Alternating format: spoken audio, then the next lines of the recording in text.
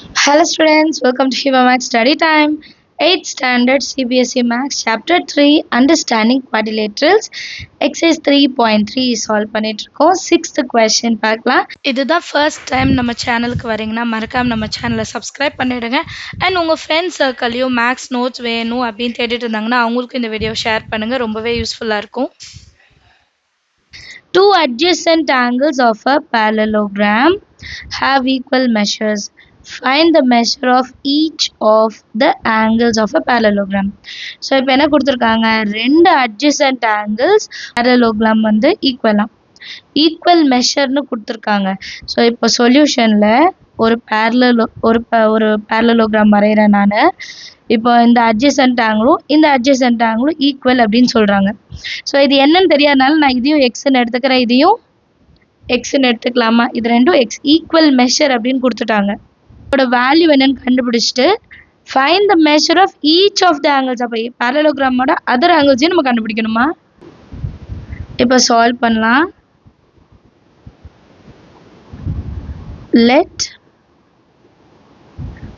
let the two adjacent angles be x degree each. So ஒரு ஆங்கிளும் X, ஏன்னா ரெண்டுமே வந்து ஈக்குவல்னு கொடுத்துட்டாங்க இல்லையா. இப்போ அட்ஜசன்ட் ஆங்கிளோட ப்ராப்பர்ட்டி என்ன, ரெண்டு அட்ஜசன்ட் ஆங்கிள் ஆட் பண்ணால் எனக்கு என்ன மெஷர் 180 டிகிரி. இப்போ எக்ஸ் ப்ளஸ் எக்ஸ் இங்கே எதுவுமே இல்லைன்னா 1 X plus X 2x is equal to 180 degree. Therefore x degree is equal to 180 degree divided by 2. 180 degree 2 all divide பண்ணால் நமக்கு 90 டிகிரி கிடைக்கும் இல்லையா. இப்போ ஒரு பேரலோகிராமோட அட்ஜசன்ட் சைடு வந்து 90 டிகிரினா இட் ஃபார்ம்ஸ் அ ரெக்டாங்கிள். இது வந்து ஒரு பேரலோகிராமாக ஃபார்ம் ஆகாது. இது 90 இது 90னா ஆப்போசிட் ஆங்கிள்ஸ் இதுவும் 90 ஆகிடும், இந்த சைடு ஆப்போசிட் ஆங்கிள்ஸ் இதுவும் 90 டிகிரி ஆகிடும்.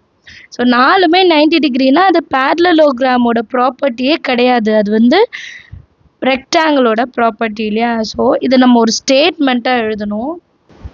ஸ்டேட்மெண்ட் எழுதியிருக்கேன் பாருங்க. Since opposite angles of a parallelogram are of equal measure, all other angles are 90 degree each. So எல்லாமே 90 டிகிரி வந்துச்சு. each angle of a parallelogram is a right ஆங்கிள்னு எழுதிட்டா போதும். எல்லாருக்கும் some understand ஆயிருக்கும். First adjacent angles தான் கொடுத்துருக்காங்க. Adjacent angles வச்சு X value கண்டுபிடிக்கிறோம். And X value 90 degree இருக்கு, ரெண்டுமே 90 டிகிரி. அப்போ 90 டிகிரினா பேலன்ஸ் இருக்கிறதும் 90 டிகிரி தான். So it is a right angle இல்லையா, அதனால ஸ்டேட்மெண்ட் மட்டும் எழுதிட்டா போதும். 7th question, the adjacent figure hope is a parallelogram. Find the angle measures xyz. State the properties used to find them. So நார்மலாகவே நம்ம எல்லா ப்ராப்பர்ட்டிஸும் எழுதுகிறோம், இவங்க மென்ஷன் பண்ணி கேட்டிருக்காங்க ப்ராப்பர்ட்டிஸ் வந்து எங்களுக்கு மென்ஷன் பண்ணுங்கன்ட்டு. இப்போ டயக்ராம் பார்க்கலாம். HOPE இருக்கா? இப்போ இந்த டயக்ராம் பாருங்கள், எக்ஸு ஒய் இசட் இது ரெண்டும் பேரலல் லைன்ஸ். ஹெச்பி டிரான்ஸ்வர்சல்னா 40யும் ஒய்யும் ஈக்குவல், ஆல்டர்னேட் இன்டர்னல் ஆங்கிள்ஸ். அதுக்கப்புறம் இங்கே எக்ஸ் இருக்குது, இங்கேயும் எக்ஸ் தான் வரும். இது ஒரு ஸ்ட்ரைட் லைன் வந்து 180லேருந்து 70 போச்சுன்னா இந்த ஆங்கிள் கண்டுபிடிச்சிடலாம். ஸோ ஆப்போசிட் ஆங்கிள் ஈக்குவல்னு கண்டுபிடிச்சிடலாம். அடுத்தது என்ன இருக்குது, இசட் மட்டும்தான் பேலன்ஸ் இல்லையா. ஸோ இசட்டுக்கு என்ன பண்ணலாம், இசட் டு 40 ஒரே ஆங்கிள் எடுத்துட்டோன்னா எக்ஸும் இசட் ப்ளஸ் 40யும் அட்ஜசன்ட் ஆங்கிள்ஸ் இல்லையா. Adjacent angles are supplementary. So இதுதான் இப்போ சால்வ் பண்ண போகிறோம். டயக்ராம் பார்த்தவொடனே முதல்ல அனலைஸ் பண்ணிவிடுங்க எப்படி எந்த ஆங்கிளில் சால்வ் பண்ணுறதுன்னு. அதுதான் நம்ம சம் சால்வ் பண்ணும்போது மிஸ்டேக்ஸ் இல்லாமல் கரெக்டாக சால்வ் பண்ண ஹெல்ப் பண்ணும். சொல்யூஷனில் ஹெச்ஓபி, இந்த ஹெச்ஓபி ஆங்கிள் இருக்குது பாருங்கள், ஹெச்ஓபி ஆங்கிளும் எக்ஸ்ன்னு இப்போ ஈக்குவல் பண்ண போகிறோம். Angle X is equal to angle HOP. Reason என்ன கேட்டிருக்காங்க, opposite angles of a parallelogram are equal. கரெக்டா? இப்போ ஹெச்ஓபியும் ப்ளஸ் 70 டிகிரியும் ஆட் பண்ண என்ன கிடைக்கணும், 180 டிகிரி. ரீசன் என்ன, linear pair angles are supplementary. இப்போ next line என்ன பண்ணலாம்? HOP னா x is equal to 180 plus 70 அந்த சைடு போனா minus 70. angle x is equal to 180 ல இருந்து 70 minus பண்ணா 110 degree. இப்போ x ஓட வேல்யூ என்ன கண்டுபிடிச்சிட்டோம்? 110 degree. அடுத்தது y வேல்யூ கண்டுபிடிக்கணும். இப்போ y வேல்யூ கண்டுபிடிக்கிறதுக்கு ஸ்டேட்மெண்ட் என்ன? HE is parallel to OP and HP is a transversal.